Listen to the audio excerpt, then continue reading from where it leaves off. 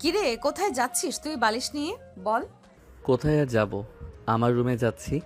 তুমি তো বিয়ের সময় আমাকে বলেছ যে তুমি আমাকে স্বামী হিসেবে মেনে নাও না। তাই বলে তুই রুম থেকে বেরিয়ে যাচ্ছিস? যদি এটা বাবা কিংবা মা দেখে তুই আমার রুমে না থেকে তোর রুমে গিয়েছিলি, তখন তো আবার উল্টা আমাকে বকাবকি করবে। এর থেকে আমার পাশে শুয়ে পড়, আমার কোনো সমস্যা হবে না। কিন্তু হ্যাঁ, রাতে একদমই আমার কাছে আসার চেষ্টা করবে না। ঠিক আছে আপু। নেহার কথাটা শুনে স্বাধীন তার খাটে গিয়ে আরেক পাশে গিয়ে শুয়ে পড়ে। অন্যদিকে নেহা ব্যালকনিতে চলে যায়। আকাশের দিকে তাকিয়ে থাকে, কিছু একটা ভাবতে লাগে। তারপর তার রুমে এসে ছোট্ট একটা মিনি ফ্রিজ থেকে ড্রিঙ্কস বের করে। স্বাধীন ঘুমায়নি, ফোন দেখছিল। হঠাৎ করে কাছের শব্দ হওয়ায় সেদিকে তাকায়। দেখতে পায় নেহা একটা গ্লাসে ড্রিঙ্কস ঢেলে খাচ্ছে। এটা দেখে স্বাধীন তো অবাক হয়ে যায়। শোয়া থেকে উঠে নেহার দিকে প্রশ্নসূচক দৃষ্টিতে তাকিয়ে বলে, আপু, এইসব কি? তুমি তো এসব খাও না। তোমাকে তো যতটুকু জানি অনেক ভালো। আমি তোমার কথার উত্তর দিতে বাধ্য নই। যা, তুই রুমে গিয়ে ঘুমিয়ে পড়। আমার বিষয় নিয়ে তোকে ভাবতে হবে না। কিন্তু আপু, এইসব খাওয়া একদমই ক্ষতিকর। স্বাধীনের কথা শুনে নেহা ওর দিকে বড় বড় দৃষ্টিতে তাকায়। স্বাধীন ভয় পেয়ে খাটে গিয়ে শুয়ে ঘুমানোর চেষ্টা করে। অন্যদিকে নেহা ড্রিঙ্কস করতে করতে বোতল খালি করে ফেলে। নিজেকে আউট অফ কন্ট্রোল হয়ে যায়। ঠেলতে ঠেলতে স্বাধীনের গায়ের উপর এসে পড়ে। স্বাধীন নেহাকে তার বুকের উপর থেকে সরানোর চেষ্টা করে, কিন্তু পারে না।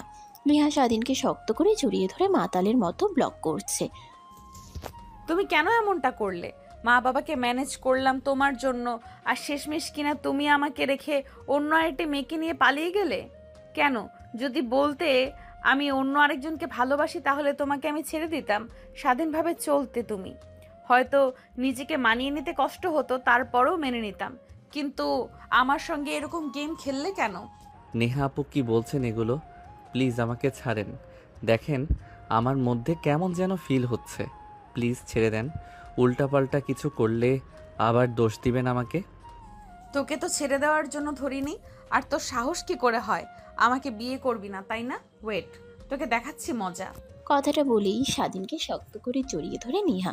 তারপর অনবরত তার বুকে, কপালে, গলায় কিস করতে লাগে। নেহা স্বাধীন নেহার প্রত্যেকটা কিসে কেঁপে উঠতে লাগে।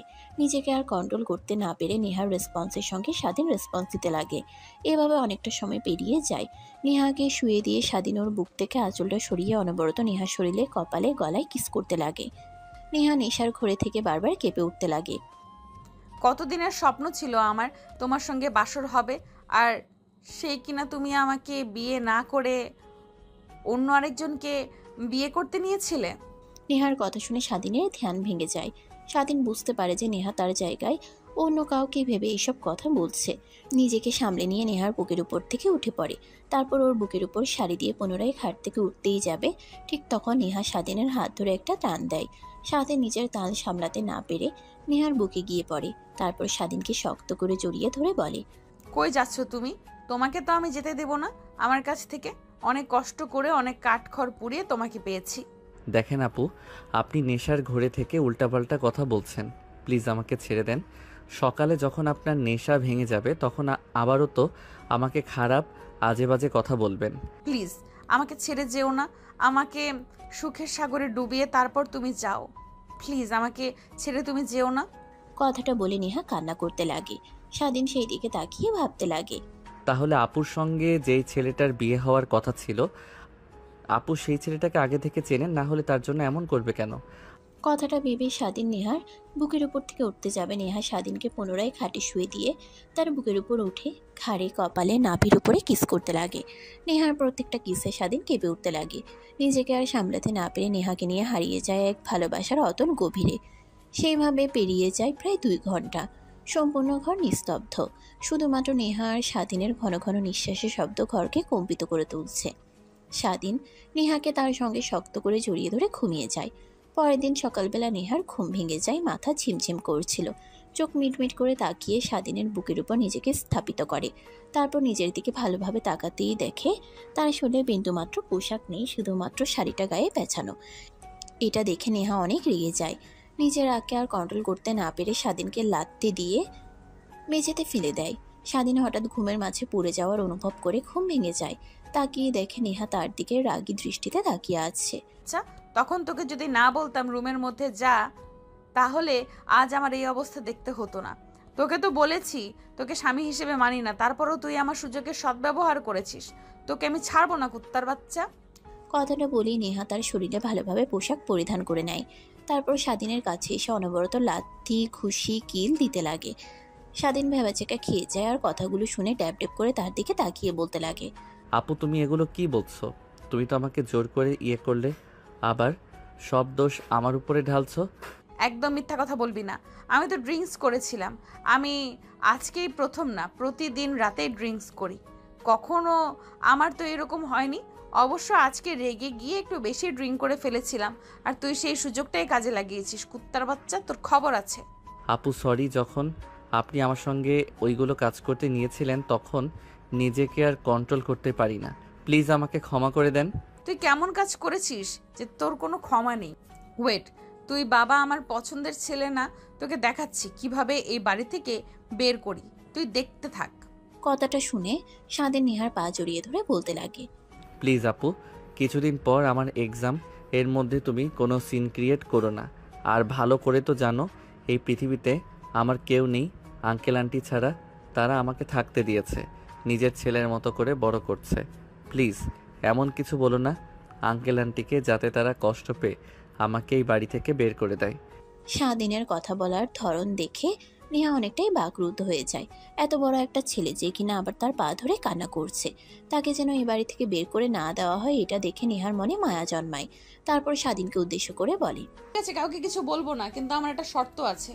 যদি শর্ত মতো চলতে না পারিস তাহলে তোকে এই বাড়ি থেকে যেইভাবেই হোক আমি বের করে ছাড়বো। আর তুই তো ভালো করেই জানিস আমি একবার মুখ দিয়ে যা বলি তা বাস্তবে করি। ঠিক আছে আপু, তুমি যা বলবে আমি সে কথা মতোই চলবো। প্লিজ আমাকে এই বাড়ি থেকে বের করে দিও না। তোমার একটা না হাজারটা শর্তেও আমি রাজি আছি। প্রথমত তুই আমার বোনের সঙ্গে খুব কম কথা বলবি, কারণ তোকে এই অল্প কিছুক্ষণ এই আমার চেনা শেষ। অনেক খারাপ ছেলে। আমার মতো যদি সবার আমার বোনের উপরে ঝাঁপিয়ে পড়িস তখন আমার বোনকে কে বিয়ে করবে? না হয় তোর সঙ্গে বিয়ে হয়েছে স্ত্রী, আর দ্বিতীয়ত মা বাবার সামনে স্বামী স্ত্রী ব্যবহার করবে। বাহিরে আমরা যেই রকমই থাকি না কেন, আমি জানি বাবা তোকে অনেক বিশ্বাস করে, অনেক বিশ্বাস করে। তোর সঙ্গে আমাকে বিয়ে দিয়েছে। যদি দেখে আমাদের সম্পর্কটা খারাপ তাহলে অনেক ভেঙে পড়বে। আর লাস্ট কখনো যেন কোনো মেয়ের আশেপাশে তোকে না দেখি। মেয়ে হইতে সর্বনিম্ন 100 হাত দূরে থাকবে, আর লেখাপড়ায় মনোযোগ দিবি। তুই যদি আমার এই শর্তগুলো মেনে চলতে পারিস তাহলে আমি মা বাবাকে কিছুই বলবো না। আর হ্যাঁ, যখন আমি তোকে যেখানে যেতে বলবো তৎক্ষণাৎ যাবি, না হলে তোর খবর আছে।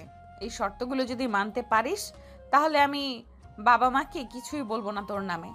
নেহার শর্তগুলো শুনে স্বাধীন অনেকটা অবাক হয়, কিন্তু নিজেকে সামলে নিয়ে বলতে লাগে, ঠিক আছে আপু, আমি তোমার শর্তে রাজি, কিন্তু প্লিজ তুমি আঙ্কেল আন্টিকে কিছুই বলবে না আমার নামে উল্টাপাল্টা কথা। ঠিক আছে, আগে তুই আপু বলা বন্ধ কর। আমাকে আপু বলে ডাকবে যখন আমি আর তুই থাকবো। যখন অন্য কেউ আসবে তখন আমার নাম ধরে কিংবা যে কোনো একটা নামে ডাকবি। ঠিক আছে। ঠিক তখনই দরজায় কড়া নাড়ার শব্দ আসে। নেহা তাড়াতাড়ি করে বিছানা গুছিয়ে নেয়, তারপর বিছানায় বসে পড়ে। স্বাধীন গিয়ে দরজা খুলে দেয়, দেখতে পায় তার বান্ধবী সাথী দাঁড়িয়ে আছে। স্বাধীনকে দেখতে পেয়ে সাথী বলতে লাগে, কিরে, তোদের কি সকাল হয় নাই? সবাই বাইরে তোদের জন্য অপেক্ষা করছে, আর নিজের কি হাল করেছিস? পুরো শরীরের লিপস্টিকের দাগ। এখানে যদি আমি না এসে মা আসতো তখন কি হতো বলতো? কথাটা শুনেই স্বাধীন আয়নার দিকে তাকায়, দেখে তার পুরো শরীরে লিপস্টিকের দাগ লেগে আছে। এটা দেখে নেহার দিকে তাকাতেই নেহা একটা মুচকি হাসি দিয়ে ওয়াশরুমে চলে যায়। অন্যদিকে সাথী পুনরায় স্বাধীনকে উদ্দেশ্য করে বলতে লাগে, রাতভর অনেক এনজয় করেছিস, দুইজনেই তাই ক্লান্ত হয়ে সকাল অবধি ঘুমাইছিস। আর হবে না, মনে যেন থাকে। তোর কিন্তু সামনে এক্সাম, লেখাপড়ায় মনোযোগ দে। সিনিয়র বউ পেয়ে সারাক্ষণ শুধু রোমান্টিকতা বাদ দিস। সাথীর কথা শুনে স্বাধীন সাথীর মাথায় একটা থাপ্পড় দিয়ে বলতে লাগে, কুত্তি, নিজের দুলাভাইকে কি কেউ এসব কথা বলে? তোর কি একটু লজ্জা নেই নাকি রে? নাকি সব ধুয়ে খেয়েছিস?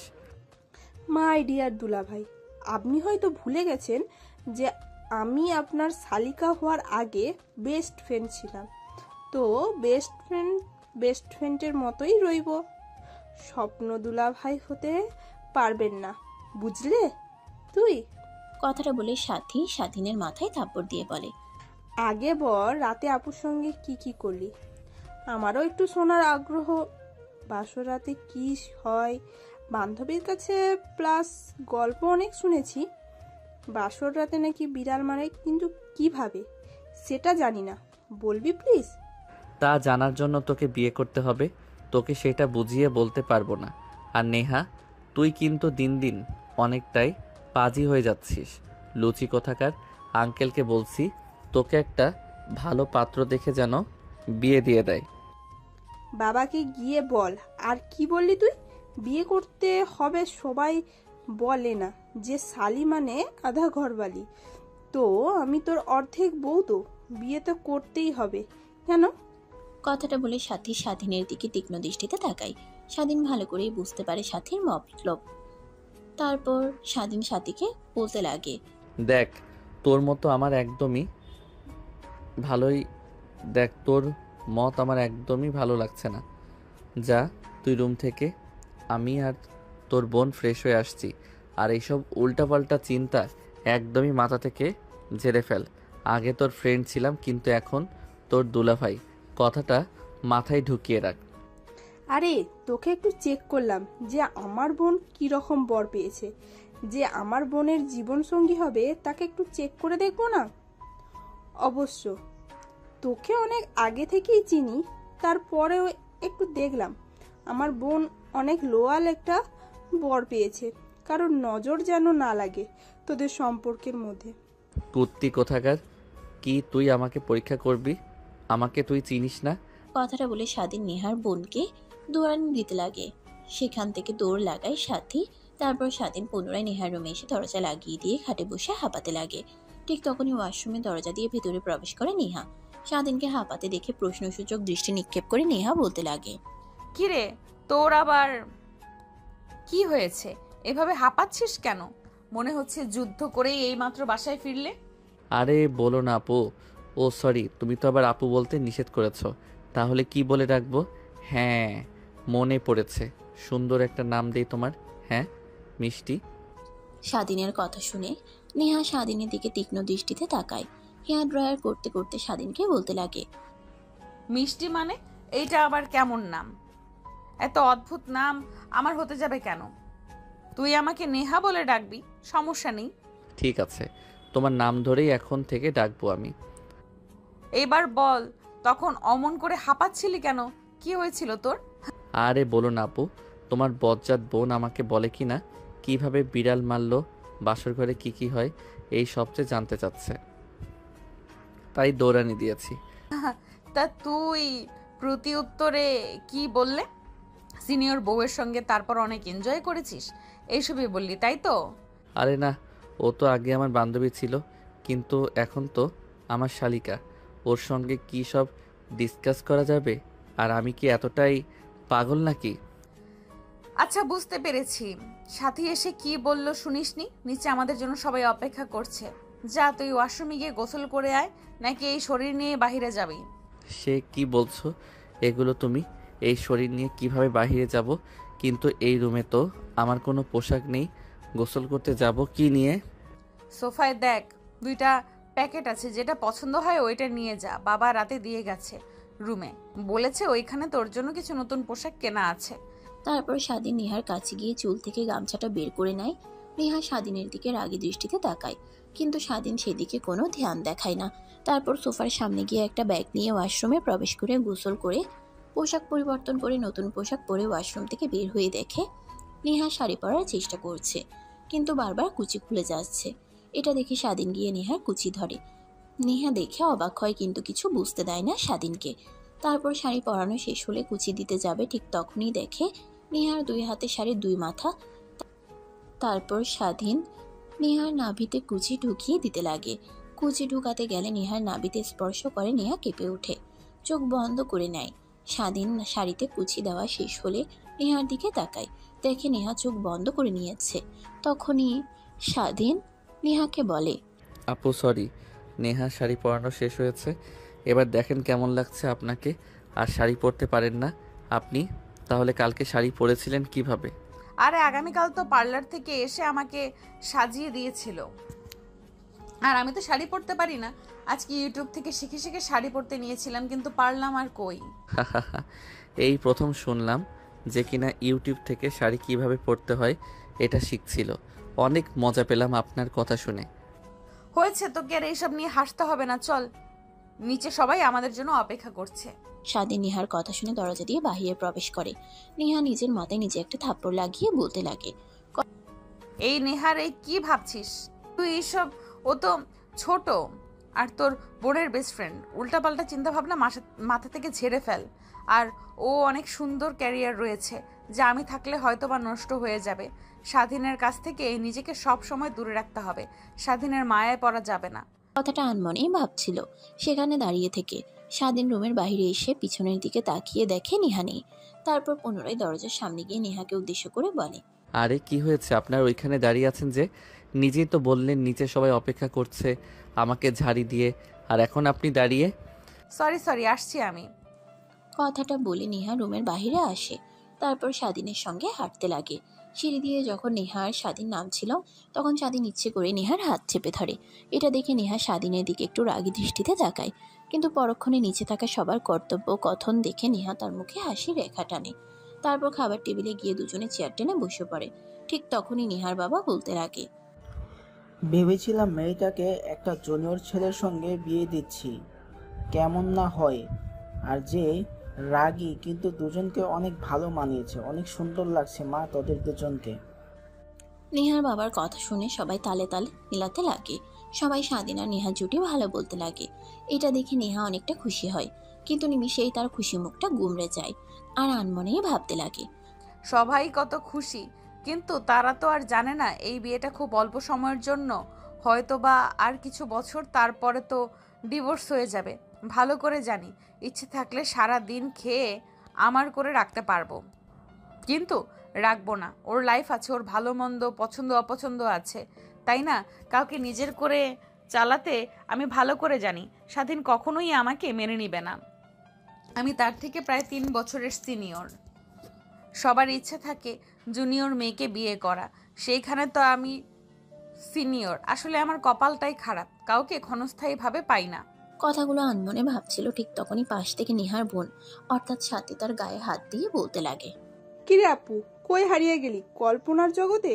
বাবা, তোকে কখন থেকে ডাকছি, কিন্তু তুই তো বাবার কথার কোনো সাড়াও দিচ্ছিস না। কোথায় যেন হারিয়ে গিয়েছিস তুই? আরে না, কই কিছু না তো। হ্যাঁ বাবা, বলো কি বলবে তুমি? না কিছু না, বলছি খাওয়া দাওয়া শেষ করে তোরা তোদের রুমে গিয়ে অপেক্ষা করিস, তোদের সঙ্গে কিছু ইম্পর্টেন্ট কথা আছে। আচ্ছা বাবা। তারপর খাবার সার্ভ করতে লাগে। খাওয়া শেষ করে সবাই বসার রুমে গিয়ে আড্ডা দিতে লাগে। স্বাধীন আর নেহা একটা সোফায় বসে রয়েছে। দুইজন স্বাধীন ইচ্ছে করে রয়েছে, এটা দেখে নেহা শুধু ফুরছে, কিন্তু কিছুই বলতে পারছে না এতগুলো মানুষের সামনে। স্বাধীন নেহাকে তার দিকে রাগী দৃষ্টিতে তাকিয়ে থাকতে দেখে নেহার কানের কাছে গিয়ে বিড়বিড় করে বলে, প্লিজ কিছু মনে করবেন না।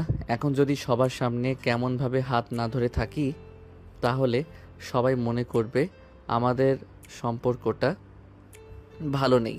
দেখছেন না আমাদের হাসি খুশি দুইজনের বন্ডিং দেখে সবাই কতটা খুশি হয়েছে।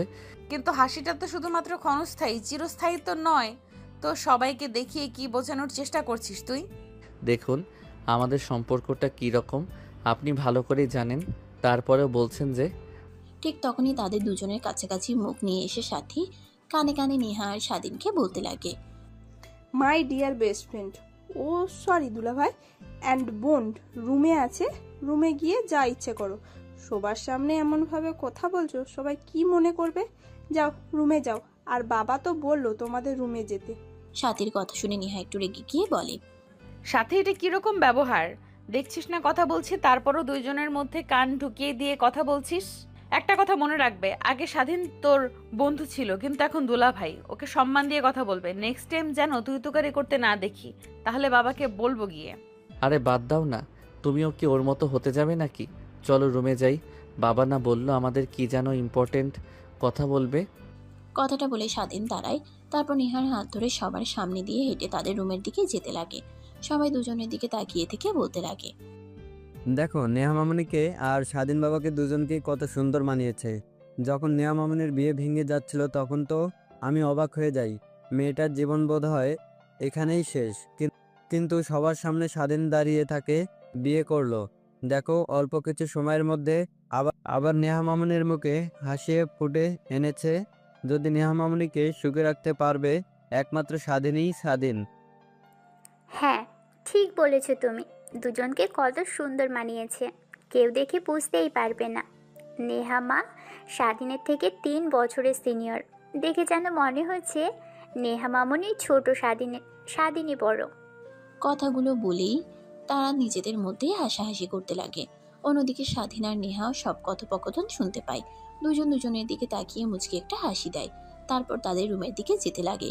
রুমের কাছে গিয়ে দেখে নেহার বাবা রুমের মধ্যে আগে থেকে সোফায় বসে আছে। স্বাধীন আর নেহা সোফায় বসে পড়ে।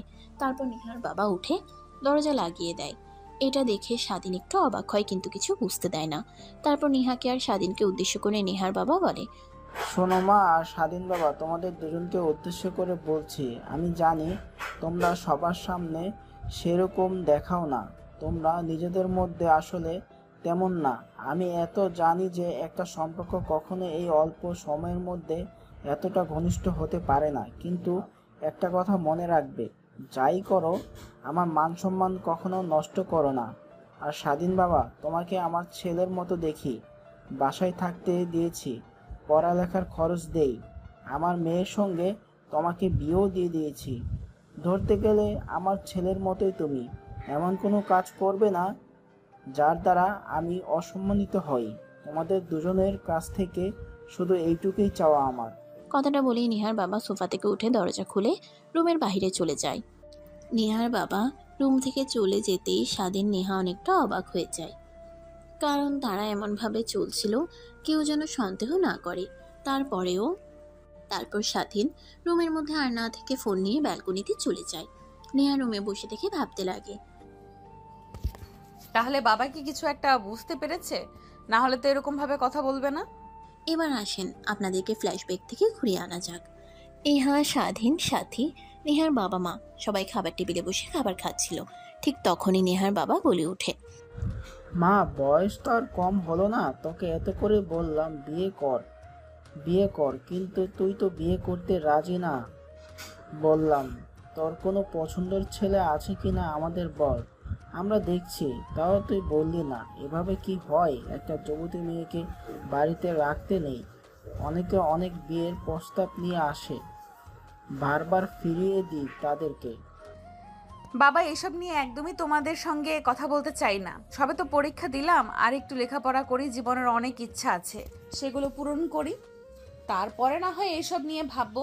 বিয়ে করলে তো বাড়ি থেকে চলে যাব, শ্বশুর শাশুড়ি এইগুলো নিয়ে থাকতে হবে। মারে, আমাকে দেখছিস না? যখন আমি ক্লাস 10-এ পড়তাম তখন তোর বাবার সঙ্গে তোর নানা আমাকে বিয়ে দিয়ে দেয়। আমি অনেক কান্না করেছিলাম। বড়ক্ষণ নিজেকে সামলে নিয়ে তোর বাবার সঙ্গে সুখে শান্তিতে সংসার করি।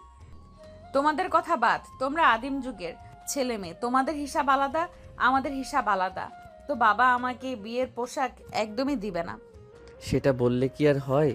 যেহেতু একবার আঙ্কেল আন্টি বলেছে আপনাকে বিয়ে দেবে, বিয়ে দিয়ে ছাড়বে, এখন বলেন আপনার কোনো পছন্দ আছে নাকি? তাহলে তাদের শেখানো ছেলেকেই বিয়ে করতে হবে আপনাকে। পাশ থেকে স্বাধীনের কথা শুনে নেহা স্বাধীনের দিকে রাগী দৃষ্টিতে তাকায়। নেহাকে রাগী দৃষ্টিতে তাকাতে দেখে স্বাধীন খাবার খেতে লাগে। আচ্ছা ঠিক আছে, তোমরা যেহেতু এত করে বলছো, তাহলে তোমাদেরকে একটা ছেলের পিক দেখাবো। তোমরা ওর সঙ্গে আমাকে কিভাবে বিয়ে দিবে জানি না। নেহার কাছ থেকে বিয়ের কথাটা শুনে নেহার বাবা মা স্বস্তির নিঃশ্বাস ফেলে। তারপর খাওয়া দাওয়া শেষ করে সবাই রুমে চলে যায়। নেহার বাবা মা নেহার রুমে যায়। তারপরে ছেলেটার সম্পর্কে A to Z খুঁটিনাটি সব জেনে নেয়। তারপর নেহার বাবা নেহাকে বলে, ঠিক আছে, আমি আজ এই ছেলেটার সম্পর্কে খোঁজ নিয়েছি, যদি ভালো মনে হয় তাহলে তোকে বিয়ে দেব, না হলে তোমাদের দেখানো পাত্রকে তোকে বিয়ে করতে হবে। বাবা যার ইনফরমেশনগুলো তোমাকে দিয়েছি, ওই ছেলেটার সঙ্গে আমার 4 বছরের রিলেশন, তা আমি ওকে ছাড়া অন্য কাউকে বিয়ে করতে পারবো না। কি, তুই না একটু আগে বলি যে তুই কাউকে ভালোবাসিস না?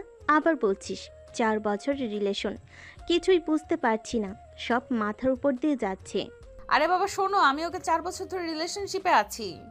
তোমরা কেউ জানো না। আমরা চেয়েছি দুজনে লেখাপড়া শেষ করে তবেই ফ্যামিলিকে বলবো আমাদের বিয়ের বিষয় নিয়ে, কিন্তু তুমি এর আগে যে পরিমাণ চাপ দিচ্ছ বিয়ের বিষয় নিয়ে। ওকে বলেছি, পরবর্তীতে বলল যে তাদের বাসায় বিয়ের প্রস্তাব নিয়ে যেতে।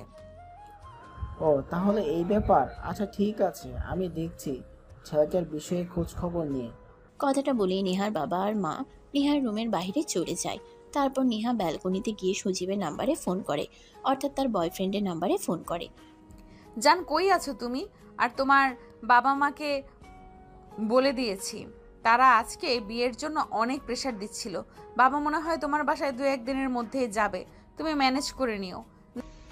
ঠিক আছে যান, এটা নিয়ে তোমাকে ভাবতে হবে না। তাহলে যান, এখন তো অন্তত আমার সঙ্গে তুমি রাত কাটাতে পারো নাকি? আমাদের বিয়ের কথা সামনে এগোচ্ছে। না, এখন কিছুই হবে না। যা করার তুমি একদম বাসর রাতের আগে করবে, এর আগে একদমই নয়। অযথা আমাকে বলবে না, ঠিক আছে? আচ্ছা, তুমি কি আমাকে বিশ্বাস করো না? দেখো, এখানে বিশ্বাসের কথা উঠছে কেন? তুমি ভালো করে জানো আমি তোমাকে কতটা বিশ্বাস করি, নিজের জীবনের থেকেও বেশি। আর তুমি যা চাচ্ছ তা সম্ভব না, এটা হারাম। বিয়ের পর সব হালাল হয়ে যাবে, তখন তোমার যা ইচ্ছা তাই করিও। এখন একদমই ছোট বাচ্চাদের মতো কথা বলবে না। ঠিক আছে, বলবো না, কিন্তু তোমাকে বিয়ের আগে অনেক আপন করে পেতে ইচ্ছে করছে। আমার ইচ্ছেটা কি তোমার কাছে কোনো মূল্য নেই? হ্যাঁ অবশ্যই আছে, কিন্তু সবকিছু বিয়ের পর। আর হ্যাঁ, আজকে বিকেলে পার্কে এসো, তোমার সঙ্গে কিছু কথা বলার আছে। আচ্ছা ঠিক আছে, এখন ফোন রাখি, আমি কাজ করছি। ফ্রি হয়ে তোমাকে পরে না হয় কল দেব, আর বিকেলে পার্কে ঘুরতে যাব। কথাটা বলে সজীব ফোন রেখে দেয়। নেহা তার ব্যালকনি থেকে রুমে আসে, পড়ার টেবিলে বসে পড়তে লাগে। পড়তে পড়তে রাত যখন অনেক গভীর হয়ে যায়, তখন অনেক ইচ্ছে করে কফি খাওয়ার জন্য নিচে কিচেন রুমের দিকে যেতেই তো অবাক হয়ে যায়। কিচেন রুমে গিয়ে দেখে স্বাধীন আর সাথী দুজনে কি যেন করছে। নেহা চুপি চুপি তাদের দুজনের কাছে গিয়ে দাঁড়ায়, মাথা উঁচু করে সামনের দিকে তাকিয়ে দেখে কেক বানানোর চেষ্টা করছে। কেক হলে দুজনে ইয়াহু বলে চিৎকার করে একে অপরকে জড়িয়ে ধরে। এটা দেখে তো নেহা অবাক হয়ে যায়। কিরে, এত রাতে তোরা দুজন কিচেন রুমে আর চিৎকার করছিস কেন? কি হয়েছে? আরে আপু বলো না, আমি আর স্বাধীন প্রায় 2 মাস হলো কেক তৈরি করার চেষ্টা করছি ইউটিউব দেখে দেখে, কিন্তু পারছি না। আজকে 2 মাস পর সফল হলাম কেক তৈরি করতে, তার জন্য একটু এক্সাইটেড হয়ে চিৎকার দিয়ে ফেলেছি। তা তুমি এত রাতে কিচেন রুমে কি করছো? রাত অনেক হয়েছে, কিন্তু ঘুম না আসায় একটু বাহিরে আসলাম কফি খাওয়ার জন্য। কিচেনের রুমে ঢুকতেই তোদের এই লঙ্কা কাণ্ড। আমি বলি কি বোন, নিজেকে একটু সামলা, পরপুরুষের সঙ্গে কখনো এভাবে লেপ্টে থাকতে হয় না। তোকে তো দেখেই সবসময় স্বাধীনের সঙ্গে চিপকে থাকিস চুইংগামের মতন। আপু তুমি হয়তো ভুলে গেছো স্বাধীন আমার বেস্ট ফ্রেন্ড হয়, তো ওর সঙ্গে আনন্দ ফুর্তি ঘাসে গেছি করতে পারি, স্বাভাবিক। তোমার কাছ থেকে আমার শুনতে হবে না, ঠিক আছে? অন্যদিকে স্বাধীন দর্শকের মতো সেখানে দাঁড়িয়ে থেকে নেহা আর সাথীর কথোপকথন শুনছিল। এখন দুই বোনে নিজেদের মধ্যে ঝগড়া হওয়ার উপক্রম। ঠিক তখনই স্বাধীন আবহাওয়া বেগতিক দেখে সাথীকে সেখান থেকে হাত ধরে নিয়ে আসে বাহিরে। অন্যদিকে নেহা ভটভট করতে করতে কিচেন রুমে কফি প্রস্তুত করে তার রুমে চলে যায় খাওয়ার জন্য। অন্যদিকে স্বাধীন সাথীকে ঠান্ডা করে বলতে লাগে, আচ্ছা বুঝলাম না তোর কি হয়েছে। আমার বিষয়ে কেউ কোনো কথা বললে তুই রেগে যাস, তার সঙ্গে উল্টাপাল্টা ব্যবহার করিস। কলেজে আবার কোনো মেয়ে যদি আমার দিকে বাদ দিয়ে দৃষ্টিতে তাকাই, শেষ। তাই তাদের তুই মেরে হাসপাতালে পাঠিয়ে দিস। বুঝলাম না কি হয়েছে তোর। তুই আমার শুধু বেস্ট ফ্রেন্ড না, তুই আমার অন্য কিছু। তার কারণেই তোকে এত কেয়ার করি, যত্ন করি, মেয়েদের কাছ থেকে দূরে দূরে রাখি, সব সময় নিজের কাছে চুইংগামের মতন আটকে রাখি। দেখ, আমি তোকে নিজের বান্ধবী ছাড়া অন্য কোনো নজরে দেখি না, তো এইসব কথা বলবি না। ইন ফিউচার কখনো দেখতে পারবো না। আমরা বেস্ট ফ্রেন্ড, এটাই ভালো, ঠিক আছে? আর উল্টাপাল্টা চিন্তা যদি মাথাতে আসে তাহলে মাথা থেকে বের করে দিস। কথাটা বলে স্বাধীন তার রুমের দিকে যেতে লাগে, কিন্তু ভালো না লাগায় সোজা ছাদে চলে যায় রাতের মনোমুগ্ধকর পরিবেশটা উপভোগ করার জন্য। অন্যদিকে নেহা কফি প্রস্তুত করে তার রুমের দিকে যাচ্ছিল, কিন্তু পরিবেশটা ভালো না লাগায় ভাবে ছাদে গেলে অনেক ভালো লাগবে। তাই ছাদে আসে, দেখতে পায় ছাদের এক কর্নারে আলো চলছে। সামনের দিকে একটু এগিয়ে যেতে দেখে স্বাধীন সেখানে দাঁড়িয়ে থেকে মোবাইলে কিছু একটা করছে। ঠিক তখনই পিছন থেকে নেহা শুকনো একটা কাশি দিয়ে বলে, কি ব্যাপার, এত রাতে তুই ছাদে কি করছিস? হাওয়া খাওয়ার জন্য। কিন্তু আপনি এত রাতে কি করছেন ছাদে? ঘুম আসছে না তাই কফি বানিয়ে ছাদে আসলাম একটু হাওয়া খাওয়ার জন্য। শোন, তোকে একটা কথা বলি, তোর চলাফেরা আমার একদমই ভালো লাগছে না। আমার বোনের কাছ থেকে দূরে দূরে থাকার চেষ্টা করবি। বামন হয়ে কখনো চাঁদের দিকে যেন হাত না বাড়াস, একটা কথা মাথায় রাখবি, মনে রাখবি। তুই কিন্তু রাস্তার ছেলে, তোকে আমার বাবা বাড়িতে ঠাঁই দিয়েছে, তুই যেন আমার বাবার যাওয়ার সুযোগের সদ্ব্যবহার না করিস। আমি কি বোঝাতে চাচ্ছি তুই নিশ্চয়ই বুঝেছিস। ঠিক আছে আপু, বুঝতে পেরেছি। কথাটা বলে স্বাধীন পুনরায় তার ফোনের স্ক্রিনের দিকে নজর দেয়। অন্যদিকে নেহা তার কফি শেষ করে কিছুক্ষণ ছাদে দাঁড়িয়ে পায়চারি করে তার রুমে চলে যায়। স্বাধীন নেহার পিছু পিছু এসে তার রুমে গিয়ে ঘুমিয়ে পড়ে। পরের দিন সকালবেলা স্বাধীনের ঘুম ভেঙে যায়।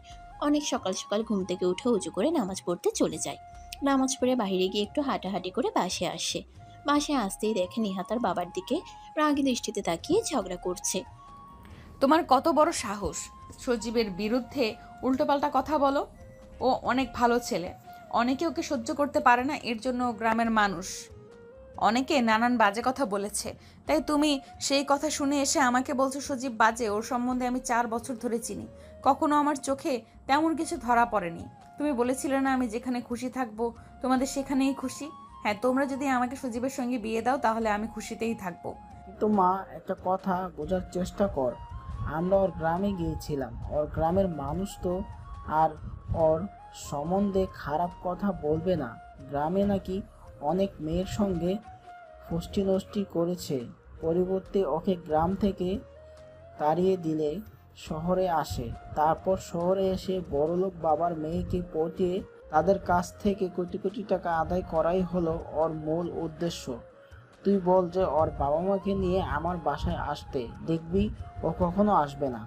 দেখো বাবা, আমি শর্টকাট একটা কথা বলি, আমি সজীবকে ছাড়া অন্য কাউকে বিয়ে করব না, এই কথাটা মাথায় যেন মনে থাকে। আর হ্যাঁ, সজীব খারাপ ছেলে হোক আর যেরকম ছেলেই হোক না কেন, তাতে আমার কোনো কিছুই যায় আসে না। ওর সঙ্গে থাকলে আমি সুখে থাকতে পারবো, আর আমি ওকে শুধরে নেব। তোমাকে আমাকে নিয়ে ভাবতে হবে না। দেখ মা, তোর বাবা যা বলেছে সত্যি বলেছে। আমরা তো আর তোকে জেনে শুনে আগুনের মধ্যে ফেলতে পারি না। তোর সুখ কোনখানে, অসুখ কোনখানে, এটা আমরা ভালো করেই জানি। কিন্তু বুঝলি, তোমাকে তো বললামই আমি সজীবকে ছাড়া অন্য কাউকে বিয়ে করতে পারবো না। যদি পারো তাহলে সজীবের সঙ্গে আমাকে বিয়ে দাও, না হলে দরকার নেই। আর হ্যাঁ, যদি জোরাজোরি করো তাহলে আমার মৃত মুখ দেখবে, বলে দিলাম কথাটা। কথাটা বলেই নেহা তার রুমে চলে যায়। অন্যদিকে নেহার মা আর তার বাবা দুজনেই মাথায় হাত দিয়ে সোফায় গিয়ে বসে পড়ে। স্বাধীন তাদের সামনে গিয়ে দাঁড়াতেই নেহার মা আর বাবা স্বাধীনের দিকে তাকিয়ে বলে, বাবা, সবই তো মনে হয় শুনলাম, কি করব এখন বলো? জেনে শুনে আর নিজের মেয়েকে তো আর বাজে ছেলে একটা ছেলের হাতে তুলে দিতে পারি না। বাবা হিসেবে আমার দায়িত্ব মেয়েকে একটা ভালো ছেলের হাতে তুলে দেওয়া। যদি না পারি তাহলে তো বাবা হয়েও লাভ নেই। আঙ্কেল, নেহা আপু যখন ছেলেটাকে ভালোবাসে, নিশ্চয়ই ছেলেটাও তাকে ভালোবাসে, না হলে তো আর এরকম পাগলামি করতো না। নেহা আপু ভালোবাসার কারণে যে কোনো ছেলে নিজেকে পরিবর্তন করতে পারে। আগে হয়তো বা ছেলেটা অনেক খারাপ ছিল, কিন্তু এখন নেহা আপুর ভালোবাসা পেয়ে ছেলেটা ভালো হওয়ার চেষ্টা করছে। আমি বলবো কি, ছেলেটার সম্বন্ধে এখন একটু ভালো করে খোঁজ নেন, তারপরে না হয় বিয়ের কাজটা সামনে এগোন। হ্যাঁ স্বাধীন বাবা কথাটা ঠিকই বলেছেন। তুমি একটু ছেলেটার সম্বন্ধে আর একটু ভালো করে খোঁজ নাও। মেয়েটা আজ এখন এত করে বলছে, তাকে ছাড়া বাঁচবে না। আমরা একটু দেখি। ঠিক আছে, তাহলে তোমার মেয়েকে বলো আগামীকাল যেই সেই ছেলেটাকে নিয়ে আমার বাসায় আসে, আমি ছেলেটার সঙ্গে কথা বলতে চাই। তারপর নেহার মা চলে যায় নেহার রুমে কথাটা বলতে। স্বাধীন সেখানে আর না দাঁড়িয়ে থেকে তারপর রুমে চলে যায়। রুমে গিয়ে ফ্রেশ হয়ে খাবার টেবিলে আসে, খাওয়া দাওয়া করে কলেজে চলে যায়। এভাবেই কেটে যায় 2টা দিন। দুপুরের দিকে স্বাধীনের সাথে দুজনে একসঙ্গে কলেজ থেকে আসে। দেখতে পায় বসার রুমে একটা ছেলে বসে আছে, আর নেহার মা আর বাবা তাকে প্রশ্ন করছে। নেহা পাশে দাঁড়িয়ে আছে। স্বাধীন বুঝতে পারে এটাই হয়তোবা ওই ছেলেটা সুজিব। স্বাধীন সেদিকে আর না গিয়ে সোজা তার রুমে চলে যায়। তারপর ফ্রেশ হয়ে পোশাক পরিবর্তন করে নিচে আসে। নিচে এসে দেখে ছেলেটা এখনো বসে নিহার বাবার সঙ্গে কথা বলছে। স্বাধীন সামনে এগুতেই সজীব নামে ছেলেটা নিহার মা বাবার কাছ থেকে বিদায় নিয়ে চলে যায়। এদিকে স্বাধীন নিহার মা বাবার কাছে গিয়ে দাঁড়াতেই তারা স্বাধীনকেও উদ্দেশ্য করে বলতে লাগে, বাবা, তুমি তো ঠিকই বলেছিলে, ছেলেটার সঙ্গে কথা বলে মোটেও তো মনে হলো না এই ছেলেটা এতটা বাজে। কি গোছানো কথা বলার স্টাইল, কি পোশাক আশাক, কি চলাফেরা ধরন, আমার তো পছন্দ হয়েছে। তুমি কি বলো নেহার মা? আচ্ছা, আমারও পছন্দ হয়েছে। তাহলে একটা কাজ করি, ছেলেটার অ্যাড্রেস ও আমার কাছে আছে, ওর মা আর বাবার সঙ্গে কথা বলে ওদের দুজনের বিয়ে ঠিক করে ফেলি। কি বলো তুমি? তুমি যা ভালো মনে করো, আমার এখানে অমত নেই। আমি ভালো করে জানি তুমি যে কাজ করবে নির্ভুল এবং আমাদের ভালোর জন্যই। কথাটা বলেই নেহার মা চলে যায় কিচেন রুমে। স্বাধীন সেখানে দাঁড়িয়ে থাকে। এটা দেখে নেহার বাবা বলে, এখানে এমনভাবে দাঁড়িয়ে আছো কেন? বসো, পাশে বসো, তোমার সঙ্গে কিছু কথা বলার আছে। তারপর স্বাধীন সেখানে আর না দাঁড়িয়ে থেকে নেহার বাবার পাশে সোফায় গিয়ে বসে পড়ে। তারপর নেহার বাবার সঙ্গে টুকটাক কথা বলতে লাগে। ঠিক তখনই সেখানে হাজির হয় নেহা। বাবা, তোমাকে বললাম না, একবার কথা বলে দেখো সজীবের সঙ্গে, তোমার অনেক পছন্দ হবে।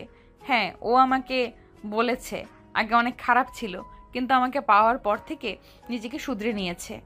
আচ্ছা তাহলে তুই এইখানে বই।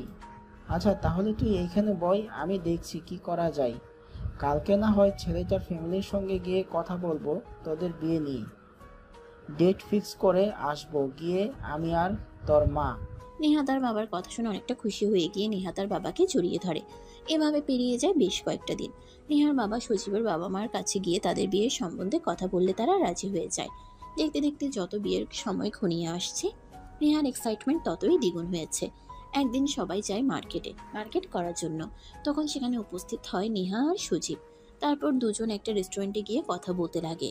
কথা বলা শেষ করে বাইরে আসে। সবাই তাদের দিকে তাকাতেই নেহা গিয়ে শাড়ি সিলেক্ট করতে লাগে। অন্যদিকে সজীব শপিং মলের বাইরে চলে যায়। এই কাণ্ড দেখে সেখানে থাকা সবাই হাহা করে।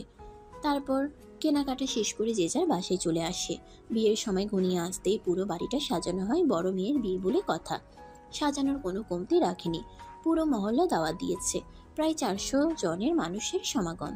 দেখতে দেখতে বিয়ের সময় চলে আসে। নেহাকে পার্লার থেকে আসে সাজানোর জন্য। পুরো বাসা ভর্তি দাওয়াতের মানুষ, সবাই শুধু বরের জন্য অপেক্ষা করছে। দেখতে দেখতে বর আসার সময় পার হয়ে যায়। সবার কপালে চিন্তার ছাপ। ঠিক এক রকমই নেহার বাবা যতবার সজীবের নাম্বারে ফোন করছে বারবার বন্ধ দেখাচ্ছে। সজীবের বাবার নাম্বারে ফোন করলে একই অবস্থা। ঠিক তখনই নেহার নাম্বারে একটা নোটিফিকেশন আসে। টপ করে নেহা ফোনটা হাতে নিয়ে নোটিফিকেশনটা অন করতেই দেখে সজীব একটা মেসেজ পাঠিয়েছে। প্রিয় নেহা, সরি প্রিয় বললে ভুল হবে। আমার তো মূল উদ্দেশ্য ছিল তোমাকে শুধু ইউজ করা। ভেবেছিলাম তোমাকে বিয়ের প্রতিশ্রুতি দেখাতে দেখাতে তোমাকে বিয়ের আগেই ভোগ করে ছেড়ে দেব, কিন্তু তুমি তো নাছোড়বান্দা। বিয়ে করে পরে তোমার শরীর আমাকে দেবে। আমি তো অন্য একজনকে ভালোবাসি, আমার জীবনের থেকেও বেশি। আর হ্যাঁ, আরেকটা উদ্দেশ্য ছিল। আমার বন্ধু তোমাকে প্রপোজ করেছিল সবার সামনে। তুই প্রপোজ অ্যাকসেপ্ট না করে সবার সামনে আমার বন্ধুকে থাপ্পড় মেরেছিলি আর উল্টাপাল্টা অনেক কথা বলেছিলি। আমার বন্ধু এই কষ্ট সহ্য করতে না পেরে নিজেকে ধীরে ধীরে নেশার জগতে নিয়ে গেছে। এখন নেশা ছাড়া সে কিছুই বোঝে না। তোর মতো একটা মেয়ের জন্য একটা ভালো ছেলের জীবন খারাপ হয়ে গেছে। তাই আমার মূল উদ্দেশ্য ছিল তোকে খাওয়ার পর তোকে ছেড়ে দেওয়া, যেন তুই বুঝতে পারিস ভালোবাসা কতটা ভয়ঙ্কর। কিন্তু সেটা পারলাম না। কিন্তু এতটুকু পারলাম, তোর বাবার মান সম্মান সবার সামনে ধুলোয় মিশিয়ে দিতে। তোকে আর এখন কেউ বিয়ে করবে না। যে মেয়ের জামাই বিয়ের আসর থেকে পালিয়ে যায় সেই মেয়েকে কে বিয়ে করবে? মেসেজটা পড়ে নেহা নিজের চোখের পানি আর দমাতে পারে না। অঝরে কান্না করতে লাগে। এটা দেখে সবাই ভয় পেয়ে যায়। দূরে নেহার বাবাকে ডাক দেয়। নেহার বাবা রুমে আসতেই নেহা তার বাবাকে শক্ত করে জড়িয়ে ধরে কান্না করতে করতে বলে, বাবা তুমি ঠিক ছিলে, তুমি ঠিক ছিলে, আমি ভুল। তুমি এত করে বলেছিলে ছেলেটা ভালো না, কিন্তু তোমার কথা শুনি নাই। আমি নিজের ইচ্ছায় আগুনের মধ্যে ঝাঁপ দিয়েছিলাম, আর এখন মেসেজ পাঠিয়েছে যে আমাকে বিয়ে করতে পারবে না। ও নাকি আমার দেহ ভোগ করতে চেয়েছিল, কিন্তু আমি না দেওয়াতে ও বিয়োগ দিয়ে অপেক্ষা করে, কিন্তু আমি তাও দিইনি। ও যেই বিয়ের সময় ঘনিয়ে আসে তখন চলে যায় ওর আরও একটা গার্লফ্রেন্ডকে নিয়ে। দেখ মা, এখন আর ভেবে তো কোনো লাভ নেই, যা হবার তো হয়ে গেছে, নিজেকে সামলা, আমি দেখছি কি করা যায়। কথাটা বলেই নেহার বাবা নেহার রুম থেকে চলে আসে। অন্যদিকে নেহা ভাবতে লাগে, তোকে যদি একবার কাছে পাই তাহলে যে কি করব নিজেও জানি না। আরে কুত্তার বাচ্চা। নেহার মনে এখন আর কোনো কষ্ট নেই, শুধু আছে সবই নেহার মনে এখন আর কোনো কষ্ট নেই, শুধু আছে সজীবের প্রতি ক্ষোভ আর রাগ। অন্যদিকে নিমিষেই বুড়ো বাসা ভর্তি লোকের কানে চলে যায় নেহার সঙ্গে যার বিয়ে হওয়ার কথা সে অন্য আরেকটি মেয়ে নিয়ে পালিয়ে গেছে। সবাই নেহাকে অনেক কথা বলতে লাগে, মেয়েটার ভাগ্য খারাপ, কালি রসুন এসব। তখনই নেহার বাবার কাছে যায়। স্বাধীন দেখে নেহার বাবা একটা চেয়ারে বসে নিশ্চুপ দর্শকের মতো কান্না করছে। আঙ্কেল কান্না করছেন কেন? যা হবার তা তো হয়েছে, এই বিষয় ভেবে আর কোনো লাভ নেই। এখন আমার মেয়েকে বিয়ে করবে কে? সবাই তো নেহাকে বাজে নজরে দেখবে। ঠিক তখনই নেহার বাবা স্বাধীনের দিকে তাকিয়ে বলে, বাবা প্লিজ, তুমি আমার মেয়েকে বিয়ে করো। জানি তুমি বিয়ে না করলে আমার মেয়ের নামে পুরো গ্রামে দুর্নাম সরে যাবে। আঙ্কেল কি বলছেন? এইগুলো নেহা আপু তো আমার অনেক সিনিয়র, আর নেহা আপু আমাকে কখনোই মানতে পারবে না। আপনি নেহা আপুর কাছ থেকে শুনে আসেন, তারপর যা ইচ্ছা তাই করবেন। বিয়েতে আমার কোনো দ্বিমত নেই। তারপর নেহার বাবা দৌড় লাগায় নেহার রুমের দিকে। নেহার রুমে গিয়ে নেহাকে উদ্দেশ্য করে সবকিছু বলে। নেহাও রাজি হয়ে যায় তার বাবার মান সম্মান রক্ষার্থে। পরবর্তীতে নেহার বিয়ে দিয়ে দেওয়া হয়। আর বাকিটুকু তো আপনারা জানেনই। এখন বর্তমান দেখতে দেখতে পেরিয়ে যায় একটা মাস। স্বাধীন সকাল সকাল ঘুম থেকে উঠে ফ্রেশ হয়ে খাওয়া দাওয়া করে কলেজের উদ্দেশ্যে রওনা হয় স্বাধীন সাথী। স্বাধীনের একটা বাইক আছে যেটা নেহার বাবা কিনে দিয়েছিল অনেক আগে। সেই বাইকে করে স্বাধীন আর সাথী দুজনে কলেজে একসঙ্গে যায়। ছাদের উপর দাঁড়িয়ে নেহা কফি খাচ্ছিল আর স্বাধীন আর সাথী যাওয়ার দিকে তাকিয়েছিল। একটু পর নেহাও চলে যায় তার ভার্সিটিতে। ভার্সিটিতে যাওয়ার সময় স্বাধীনের কলেজ স্টপকে যেতে হয়। রিক্সা দিয়ে যাচ্ছিল, হঠাৎ স্বাধীনের কলেজের দিকে নজর যায়। নেহা দেখতে পায় স্বাধীন আর সাথে একটা ফুচকা হাউসে বসে আছে, একে অপরকে ফুচকা খাইয়ে দিচ্ছে। এটা দেখে নেহা অনেকটা রেগে যায়। নিজের রাগ কন্ট্রোল করে ভার্সিটিতে চলে আসে। কোনো মতে ক্লাস শুধু অপেক্ষা করছে কখন বাসায় যাবে আর স্বাধীনকে উত্তম মাধ্যম মারবে। নেহার ভার্সিটি শেষ হলে বাসায় ফিরতে যাবে, তখন কলেজের সামনে দেখে স্বাধীন আর সাথী দুজনে বাইকে চিপকে ধরে কই যেন যাচ্ছে। এটা দেখে আরও রাগ দ্বিগুণ হয়ে যায় নেহার। রিক্সা দাঁড় করাতে বললেই স্বাধীন গাড়ি স্টার্ট দিয়ে সেখান থেকে চলে যায়। নেহা রিক্সাতে উঠে পুনরায় বাসার দিকে আসতে লাগে। অন্যদিকে স্বাধীন আর সাথী দুজনে পুরো শহরটা ঘুরে। অন্যদিকে নেহা বাসায় যেয়ে তার রুমে বসে থেকে লাঠি হাতে নিয়ে দাঁড়িয়ে আছে, শুধুমাত্র স্বাধীনের আসার অপেক্ষা করছে। ঘোরাঘুরি শেষ হলে স্বাধীন আর সাথী দুজনেই বাসায় আসে। স্বাধীন বাইকটা পার্কিংয়ে রেখে নেহার রুমের দিকে যায়। দরজা খুলে ভিতরে প্রবেশ করে স্বাধীনের চোখ ছানাবড়া হয়ে যায়।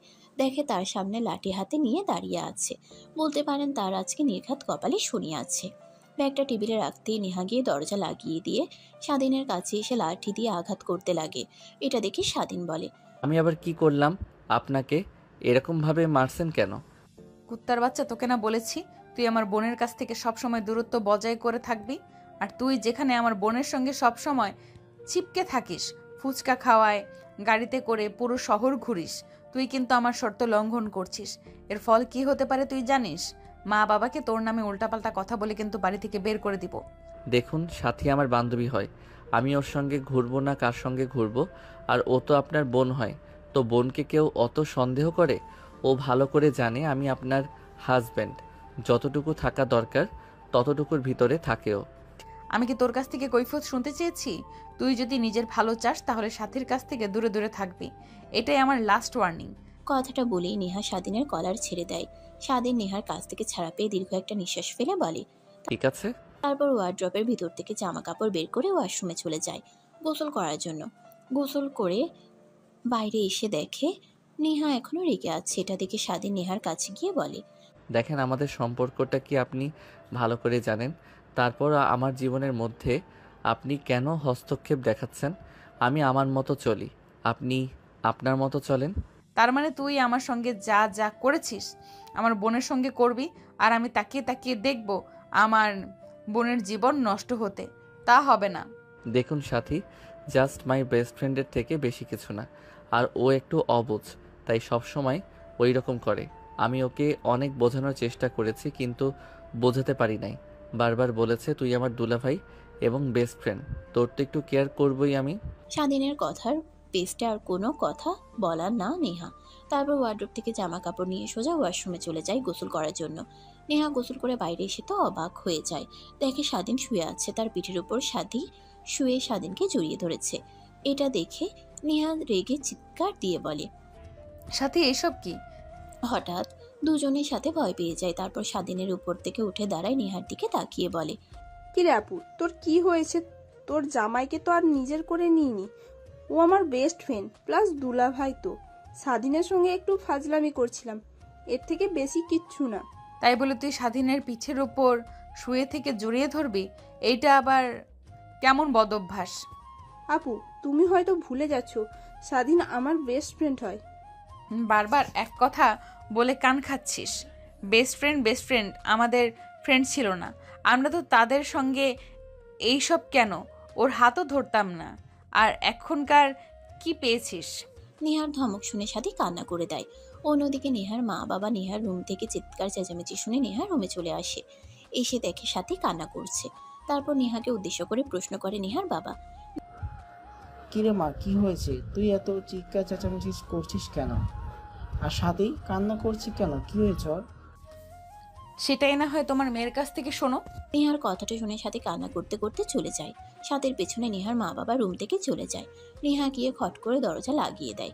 তারপর স্বাধীনের কাছে এসে ওর কলার চেপে ধরে দেওয়ালের সঙ্গে বলতে লাগে, কুত্তার বাচ্চা, আমি তোকে কি বুঝিয়ে গেলাম আর আসার পর কি দেখছি? তোকে বললাম আমার বোনের কাছ থেকে দূরে দূরে থাকবে, আর তুই কি না? আসলে তোকে কি দোষ দেব? সব পুরুষই এক। মেয়ে মানুষ দেখলে নিজেদের আর সামলাতে পারে না। কথাটা বলেই নেহা স্বাধীনকে ছেড়ে দেয়। তারপর খাটে বসে পড়ে। স্বাধীন গিয়ে খাটে বসতেই নেহা তার শরীর থেকে ওড়না ফেলে দিয়ে বলে, এই যে আমার শরীর, তোর যত ইচ্ছা তুই তত ভোগ করে নে, কিন্তু আমার বোনের কাছ থেকে তুই দূরে দূরে থাকবি। স্বাধীন মেঝে থেকে ওড়না তুলে নেহার গায়ে জড়িয়ে দিয়ে রয়ে বলে, যেহেতু আমাকে এতটা অবিশ্বাস করেন তো কিছু বলার নেই। আসলে আমি কিছুই করি না। সাথে এসে আমার সঙ্গে ওইসব করে ওকে অনেক বোঝানোর চেষ্টা করেছি, কিন্তু বুঝতে পারে না।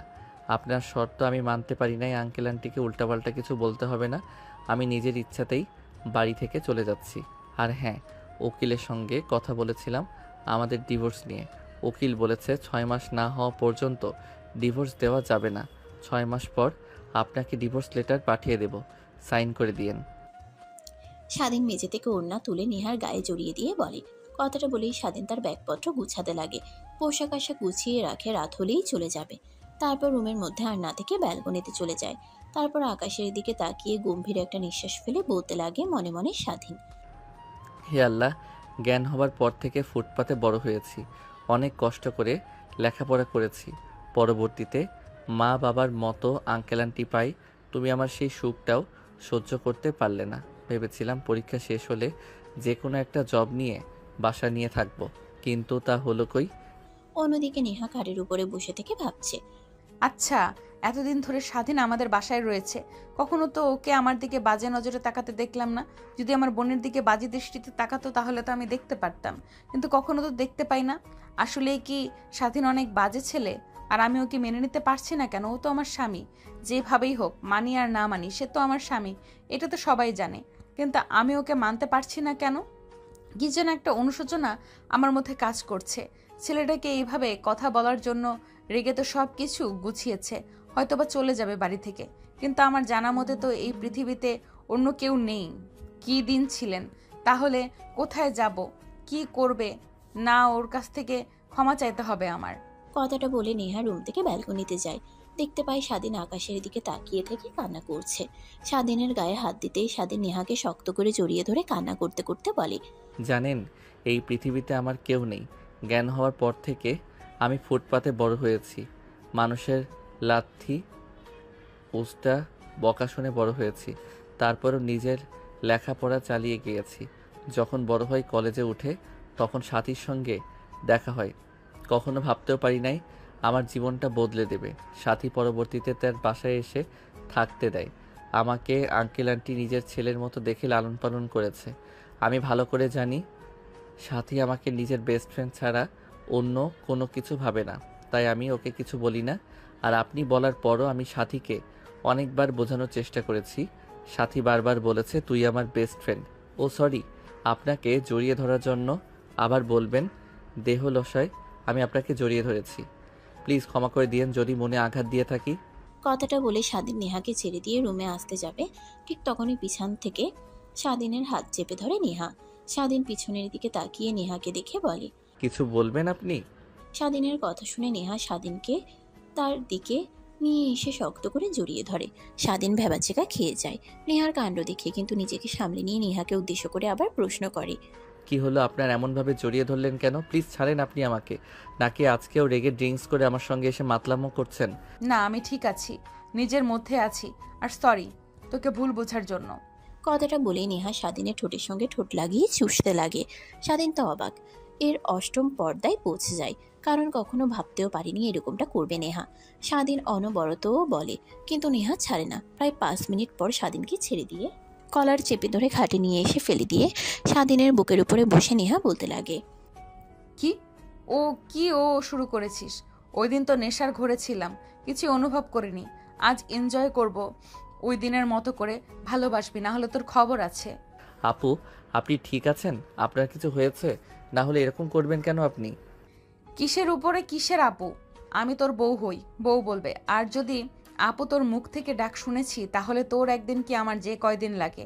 এখন আমি যা যা করি আমার সঙ্গে শুধু রেসপন্স কর, না হলে কি করব সেটা না হয় পরে দেখিস। কথাটা বলেই নেহা স্বাধীনের শরীর থেকে এক এক করে সব জামা কাপড় খুলতে লাগে। এটা দেখে স্বাধীন চোখ বন্ধ করে ফেলে। সেই নেহা শরীর থেকে জামা কাপড় খুলে স্বাধীনের বুকে, কপালে, গালে কিস করতে লাগে। স্বাধীন নিজেকে আর সামলাতে না পেরে নেহার প্রত্যেকটা রেসপন্সে সাড়া দিতে লাগে। সেভাবে পেরিয়ে যায় প্রায় 2 ঘন্টা। নেহা স্বাধীনের বুকের উপরে শুয়ে থেকে স্বাধীনের চুল নিয়ে খেলা করছিল। স্বাধীন উপরে থাকা সিলিং ফ্যানের দিকে তাকিয়ে থাকে। নেহার দিকে তাকিয়ে বলতে লাগে, দেখেন, আপনি নিজেও জানেন আমাদের সম্পর্কটা কখনোই এক হবে না। তারপরেও এসব কি? ওই দিন তো আপনি মাতাল ছিলেন, আমি নিজেকে সামলাতে পারিনি, কিন্তু আজকে? কিন্তু আমি তো তোকে মেনে নিয়েছি। মানে? তোকে কেন সাদের সঙ্গে দেখলে আমার এতটা রাগ হয় বুঝতে পারছিস না? নিজের স্বামীকে যদি অন্য একটা মেয়ের সঙ্গে দেখি, তাহলে তো যে কারোর শরীরে রাগ উঠে যাবে, সেটা নিজের বোন হোক কিংবা অন্য কোনো মেয়ে। তাহলে এসব কি ছিল? আপনি যে বললেন আমাদের সম্পর্কটা কখনোই মানতে পারবেন না, তাহলে হঠাৎ করে সব কিছু ভুলে গেলেন যে? আরে বিয়ে করেছি, স্বামীর সঙ্গে থাকবো, এটাই তো শ্রেয়। কিন্তু আমি চেয়েছিলাম তোর লেখাপড়া শেষ করে বাবার ম্যানেজার পোস্টে চাকরি দিয়ে তবেই আমি তোমাকে আপন করে নিতে চেয়েছিলাম। কিন্তু তা হলো কই? ভেবেছিলাম তোমাকে এখন যদি আপন করে নেই, সব সময় আদর নিয়ে পড়ে থাকবে, লেখাপড়ায় অমনোযোগী হয়ে যাবে। তার কারণেই তোমাকে বলেছিলাম যে এই বিয়েটা মানি না। ও আচ্ছা, হয়তোবা আপনি জানেন না যে আমি কলেজ টপার। আমি সবই জানি, তারপরেও চেয়েছিলাম তুমি ভালোর থেকেও ভালো হও। মেনে নিয়েছি, তার মানে এই না সবসময় বাচ্চামোপনা করবে। এটাই লাস্ট, আর হবে না, যতদিন না তুমি লেখাপড়া শেষ করছো, বাবার কোম্পানিতে কাজ না করছো। তাহলে আর কি করার? নিজের বউকে ছেড়ে অন্য মেয়েদের দিকে তাকাতে হবে। নিজের বউয়ের ভালোবাসা না পেলে আর কি করার? অন্য মেয়েদের থেকে ভালোবাসা নিতে হবে। বললি তুই অন্য মেয়ে, তাই না? দেখাচ্ছি তোকে মজা। কথাটা বলেই নেহা পুনরায় স্বাধীনকে কিস করতে লাগে। নিমেষেই দুজন হারিয়ে যায় প্রেমের সাগরে। যেটা জানতে হলে আপনাদেরকেও বিয়ে করতে হবে। আর আমার মতো যারা এখনো সিঙ্গেল আছেন, শুধুমাত্র গল্প শুনে অনুভব করতে হবে। এবার আসেন গল্প বইরা যাক। সেভাবে অনেকটা সময় পার হয়ে যায়। দুজনে ওয়াশরুমে গিয়ে একসঙ্গে গোসল করে বাইরে আসে। স্বাধীন পোশাক পরিধান করে খাটে গিয়ে শুয়ে থেকে ফোন চাপছিল। হঠাৎ ড্রেসিং টেবিলের দিকেই চোখ আটকে যায়। দেখতে পায় নেহা চুলগুলো হেয়ার ড্রায়ার করছে। তার কারণে চুল উঠছে, মাঝে মাঝে ঘন ঘন চুল তার মুখে পড়ছে। স্বাধীন অপলক দৃষ্টিতে নেহার দিকে তাকিয়ে থাকে। হঠাৎ নেহা স্বাধীনের দিকে তাকিয়ে দেখে তার দিকে তাকিয়ে আছে। এটা দেখে নেহা ভ্রু কুঁচকে স্বাধীনকে বলে, কি ব্যাপার, ওইরকম ভাবে আমার দিকে তাকিয়ে আছো কেন? না মানে আমার সিনিয়র বউটাকে দেখছি। আমাকে আবার দেখার কি আছে? অনেক কিছুই আছে। যা। আর কোনো কথা না বলে স্বাধীন ফেসবুকিং করতে লাগে। এভাবে অনেকটা সময় পার হয়ে যায়। রাতের বেলা সবাই খাবার টেবিলে খাবার খাচ্ছিল। ঠিক তখনই নেহার বাবা স্বাধীন আর নেহার দিকে 2টা খাম এগিয়ে দিয়ে বলে, এই নাও, এখানে তোমাদের দুজনের জন্য কক্সবাজারে যাওয়ার এয়ার টিকিট আছে। আগামীকাল সকাল 10টার সময় তোমাদের দুজনের ফ্লাইট। মানে কক্সবাজার কেন বাবা? কোনো কি সমস্যা হয়েছে? না, কিছুই হয়নি। তোমাদের তো বিয়ে হয়েছে অনেকদিন হলো, তাই একটু বাইরে গিয়ে ঘুরে আসো। নেহার বাবার কথা শুনে পাশ থেকে সাথী তার বাবাকে উদ্দেশ্য করে বলতে লাগে। বাবা, আমিও যাব কক্সবাজার আপুর আর স্বাধীনের সঙ্গে। কেন আবার কাবাবের মধ্যে হাড্ডি হতে যাবি? নেহার বাবার কথা শুনে স্বাধীন বিষম খেয়ে যায়। নেহা স্বাধীনের দিকে পানি এগিয়ে দিতেই ঠক ঠক করে পানি খেয়ে নেয়। তারপরে নেহার বাবাকে বলে, আঙ্কেল, এই সবের কি দরকার ছিল? সামনে তো আবার আমার পরীক্ষা রয়েছে, বাইরে যেতে পারবো না। এর থেকে বলি কি, আপনি আর আন্টি দুজনে গিয়ে ঘুরে আসেন, পরে না হয় পরীক্ষা শেষ হলে আমি, নেহা আর সাথী যাব। সেটা কি আর হয়? তোমাদের জন্য সব কিছু বন্দোবস্ত করে রেখেছি, আর তোমরা বলছো আমরা দুই বুড়ি যাব? কে বললো আঙ্কেল আপনি বুড়া হয়েছেন? দেখেন না তামিল ইন্ডাস্ট্রির মুভিগুলোতে আপনার বয়সী হিরো থাকে। এখনও তো ইয়ান রয়েছেন, সামনে এক্সাম রয়েছে, আমার নেহার পরীক্ষা আছে, তো আমরা যেতে পারবো না? ঠিক আছে, তোমরা যেহেতু যাবে না, তাহলে কি আর করার, আমরা দুই বুড়ি না হয়ে যাই। কি বলো তুমি নেহার মা? কথাটা বলে নেহার মার দিকে তাকায়। সবাই নেহার মা মুচকি একটা হাসি দেয়। এভাবে হাসি খুশিতে খাবারের পর্ব শেষ হয়। সবাই বসার রুমে গিয়ে টিভি দেখছিল। রাত যখন অনেক গভীর হয় তখন সাথী তার রুমে চলে যায়। নেহা তার রুমে চলে যায়। স্বাধীন যখন যাবে ঠিক তখনই নেহার বাবা স্বাধীনকে ডেকে তার কাছে নিয়ে এসে বসিয়ে বলে, জানো বাবা, আজকে আমার দুই মেয়ে অনেক হাসি খুশি ছিল।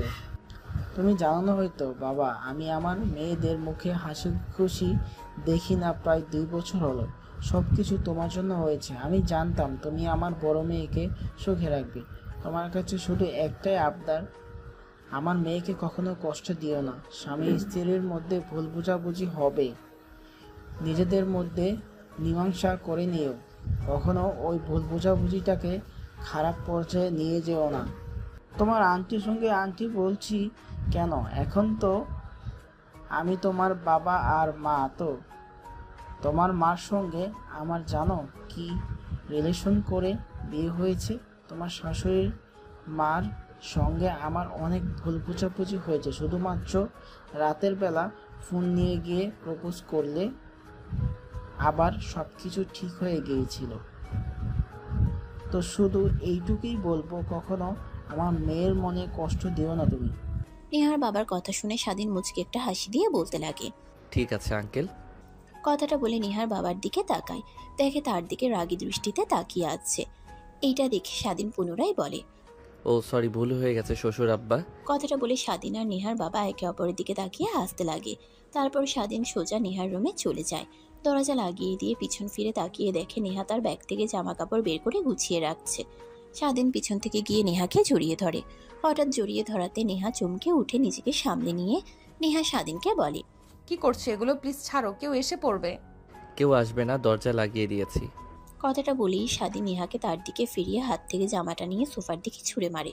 তারপর নেহার মুখের উপরে থাকা চুলগুলো সরিয়ে দিয়ে রোমান্টিক দৃষ্টিতে তাকাতেই নেহা বলে, ঠিক এর কারণেই তোমাকে মেনে নিতে চাচ্ছিলাম না। আমি ভালো করে জানি যদি মেনে নিই তাহলে তুমি আমাকে এরকমভাবে সবসময় আদর করবে, পড়াশোনার কাছে যাবে না। তার কারণেই মানতে চাচ্ছিলাম না। দেখলে তো এখন হারে হারে। ছাড়ো আমাকে এখন। কথাটা বলে নেহা স্বাধীনের কাছ থেকে ছানটা নিয়ে সারিয়ে পুনরায় কাপড় চোপড় গুছিয়ে রাখতে লাগে। এটা দেখে স্বাধীন একটু গম্ভীর মুখ নিয়ে খাটে গিয়ে বসে পড়ে। তারপর পুনরায় নেহার দিকে তাকিয়ে কৃত্রিম হাসির রেখা মুখে টেনে বলতে লাগে, ঠিক আছে, নিজের বউয়ের কাছ থেকে আদর না পেলে আর কি করার, যাই শালির কাছে যাই। শালি তো আর আমাকে না অনেক ভালোভাবে ভালোবাসবে, আদর করবে বলার সঙ্গে সঙ্গে। স্বাধীনের কথাটা শুনে নেহা রেগে স্বাধীনের দিকে তেড়ে আসে। তার উপর স্বাধীনের কলার চেপে ধরে হাতের ফেলে স্বাধীনের বুকের উপর উঠে বলতে লাগে, তুই আমার বোনের দিকে খারাপ নজরে তাকাস, তাই না? দেখাচ্ছি তোকে আমার বোনের দিকে বাজে দৃষ্টিতে তাকানোর কি পরিণতি হতে পারে। নেহার কথা শুনে স্বাধীন রীতিমতো অবাক হয়ে যায়। ভাবতেও পারেনি নেহাকে রাগাতে গিয়ে এতটা রাগিয়া ফেলবে। আরে কি হয়েছে আপনার? আমি তো এমনিতে রাগানোর জন্য বললাম কথাগুলো। স্বাধীনকে ভয় পেয়ে যেতে দেখে নেহা হাসি দিয়ে উঠে হাসতে হাসতে স্বাধীনের ঠোঁটের সঙ্গে ঠোঁট লাগিয়ে চুষতে লাগে। স্বাধীন তো অবাক হয়ে যায়। এই মেয়ের মতিগতি বোঝা বড় মুশকিল। কিছুক্ষণ পর নেহা স্বাধীনকে ছেড়ে দেয়। তারপর হাসতে হাসতে নেহা বলে, আরে আমি আমার স্বামীকে ভালো করে চিনি। তুমি যে আমাকে রাগানোর জন্য কথাটা বলেছো এটাও জানি। শুধুমাত্র একটু তোমাকে ভয় পাওয়া দেখার জন্য তখন তোমাকে এভাবে কথাটা বলেছিলাম। কি আমার ভয় পাওয়া দেখতে তোমার ভালো লাগে, তাই না? দেখাচ্ছি এবার। কথাটা বলে নেহাকে তার উপর থেকে সরিয়ে বিছানার সঙ্গে ফেলে নেহার ঘাড়ে কোমরে অনবরত কিস করতে লাগে। স্বাধীনের প্রত্যেকটা স্পর্শে নেহা কেঁপে উঠতে লাগে। এইভাবে অনেকটা সময় পার হয়ে যাওয়ার পর স্বাধীন লাইট অফ করে দেয়। তারপর তারা দুজনে হারিয়ে যায় এক ভালোবাসার অতল গভীরে। এখন নায়ক আর নায়িকা তাদের ভালোবাসা বিনিময় করতে ব্যস্ত। জান এখন গল্প শেষ। কেমন হয়েছে গল্পটা অবশ্যই বলে যাবেন। সমাপ্ত।